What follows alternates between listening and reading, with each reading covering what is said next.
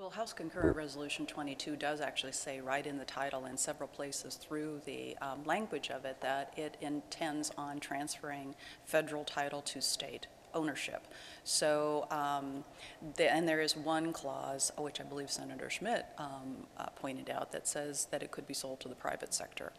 We're under the, first of all, without having the study that HCR 21 allows for, it seemed a bit premature to have both of them writing together. If you're creating a committee to look into what the recommendations would be, why would you then pass something that tells you what the recommendation should be for the working group? It was a little bit too hasty to do the second one, if that was your intention.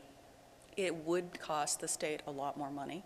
What I pointed out in my debate was the jurisdiction of how you regulate crimes that happen on public lands is all paid for by federal government, and is the state prepared to take over the investigations that happen, drug busts like marijuana, that sort of thing that happen on public lands would now become the jurisdiction of the state.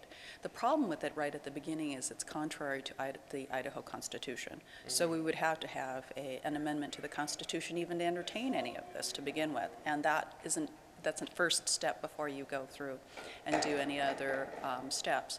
The other thing I pointed out is many of us in the legislature get our personal income off of using public lands. And the sponsor of the bill, for instance, had mentioned that he does use a lot of acreage for his ranching outfit. So without really understanding whether this is going to cost us more if it becomes on state hands and out of federal hands, it might be counterintuitive for us to make that switch, because it may be at more cost to the very people that want to take control over it. So I think the problem is we don't know enough about it. A resolution is only a recommendation.